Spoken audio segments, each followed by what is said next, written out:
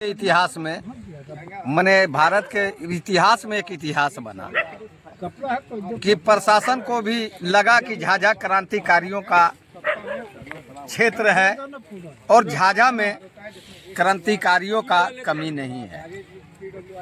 26 अप्रैल 2000 जो भ्रष्टाचार अपराध के विरोध में झाझा थाना में आग लगी, उस समय पूरे बिहार, झारखंड और बिहार एक था, उसमें भी पहला इतिहास था कि उस ढंग की घटना घटी। लोगों में एक आक्रोश था, उसमें भी हम लोग जेल गए और झाझा का सैकड़ों ऐसा आंदोलन है, चाहे डीएसपी विनोद रावत की बात हो, चाहे किसी की हत्या हो जाए, चाहे किसी के साथ अन्याय हो जाए।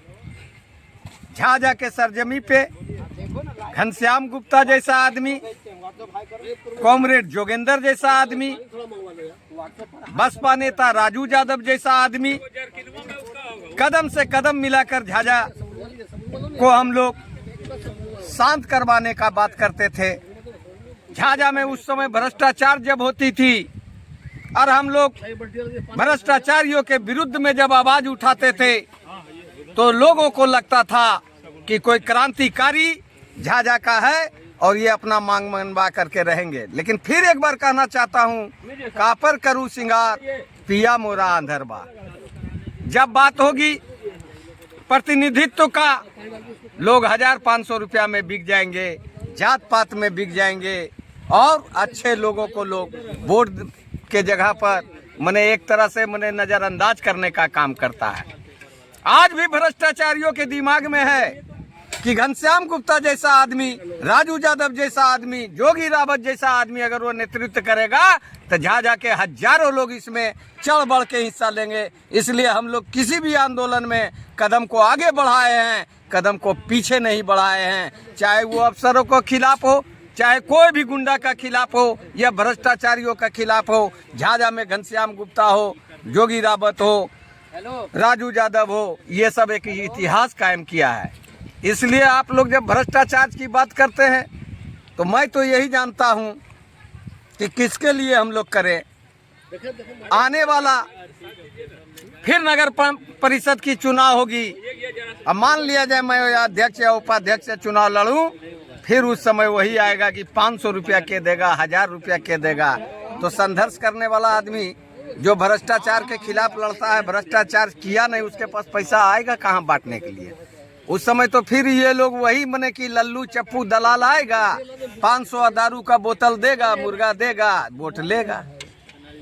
लेकिन जब आपकी सवाल है कि भ्रष्टाचार के खिलाफ, तो आने वाला समय में हम लोग बिल्कुल फूकेंगे और जब फूकेंगे तो फिर कदम पीछे नहीं हटावेंगे, आर पार की लड़ाई लड़ेंगे। इन्हीं शब्दों के साथ जय हिंद, जय भारत, जय झाझा की जनता। देव यादव जो खबर चला रहे हैं उसके लेकर क्या कुछ कहना है नगर परिषद को लेकर?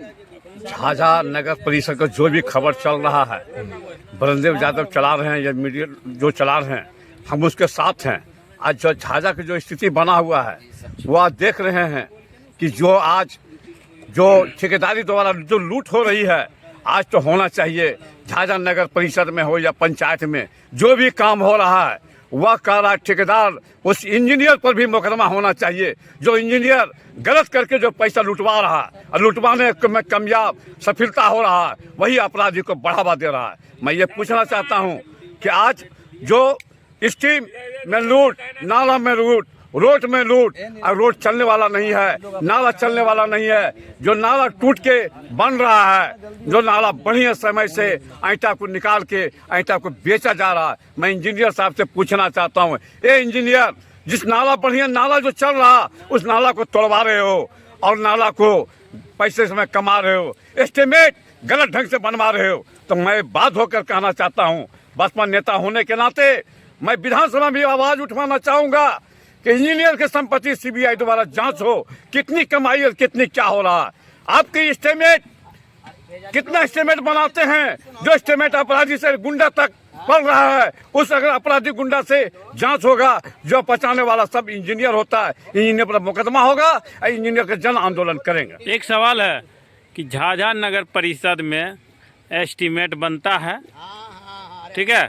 योजना बनने के बाद पैसे की भी निकासी हो जाती है, लेकिन सड़कें बनी ही नहीं। झाझा नगर परिषद का ये उदाहरण तथ्य सबूत है। मैं उदाहरण लेना चाहता हूं। ITI के तहत हम मांग करूंगा और आंदोलन करने की कृपा करूंगा कि जब से यहां से नगर परिषद बना है तब से कितने फंड आया और कितने फंड किस किस मुद्दा में खर्चा हुआ, कितने कम्बल बटा, कितने किस रेट में बटा, उसको हम खुलासा करवाने का काम करें। अंतिम सवाल है कि अतिक्रमण जो झाझा में हुआ है, क्या आपके नजर में सही माने में अतिक्रमण को सफाया हुआ है? अतिक्रमण हुआ नहीं। अतिक्रमण को मुंह देख कर किया गया, पैसा वसूलने का काम किया, अतिक्रमण हुआ नहीं। कहीं साफ नहीं हुआ? कहीं नहीं। ये आदमी को किया जाता है, अतिक्रमण अपने आप लोग साफ किया। अतिक्रमण नगर परिषद के द्वारा साफ हुआ नहीं, अतिक्रमण के द्वारा लूट हुआ। सेवा संघ बैनर तले समाज सेवियों अपने दोस्तों पत्रकारों के साथ यहाँ पिकनिक मना रहे हैं। सोनो प्रखंड क्षेत्र काली पहाड़ी के पास, क्या कहेंगे?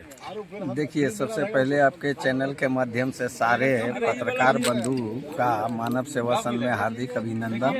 और कोरोना काल से ही लगभग 5-6 साल से लगातार हम लोग सालों भर गरीबों के बीच में भोजन का व्यवस्था करते हैं, सप्ताह में 1 दिन। और हर साल जो महीना जनवरी का फर्स्ट महीने की संडे होता है, उसमें हम सारे मेंबर मिलके इंजॉय के मने अथी से, और झाझा के कुछ बुद्धिजीवी और झाझा के तमाम पत्रकार महोदय को आमंत्रित करते हैं और सारे भाई एक जगह मिलके हम लोग मने भोजन का व्यवस्था करके भोजन खाते हैं। उससे एक मिल्लत भी होती है और लोगों में एक संदेश भी जाता है कि नव वर्ष हम लोग मंगलमय हो पूरे जिला वासियों के लिए, झाझा वासियों के लिए, सोनो वासियों के लिए, ताकि पत्रकार और मानव सेवा का संबंध प्रगाढ़ रहे और सालों भर। एक छोटा सा सवाल है,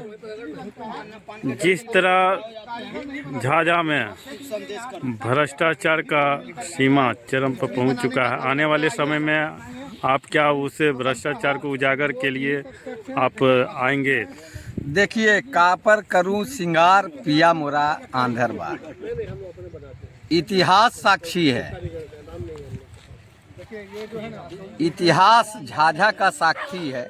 17 जुलाई 1994 झाझा CPI हम लोग की जिंदगी संघर्ष का जिंदगी रहा है।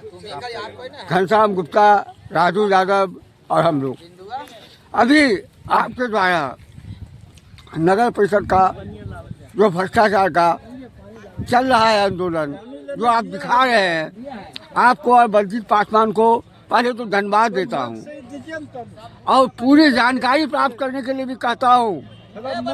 जल नल योजना में नगर परिषद का 5 करोड़ रुपया पानी में चला गया। बहुत सी योजना हुई, जो बिल्डिंग बन गया गरीबों के लिए नहाने और पैखाना जाने के लिए, वे आज तक चालू नहीं हुआ, टूट कर गिर भी रहा है। वार्ड कमिश्नर में भी रहा 2002 में, और मैं जब तक वार्ड कमिश्नर था लड़ते रहा। हमारी लड़ाई था। मैं सिर्फ इतना कहना चाहता हूँ, बलदेव जी, वाल्मीकि जी, आप लोग लड़ते रहिए, आपके साथ हम लोग हैं, आपके आंदोलन के साथ। आपके पर कोई आ जाएगा, हम लोग जन आंदोलन करेंगे, अन्याय के खिलाफ अपनी आवाज़ को बुलंद करते रहिए।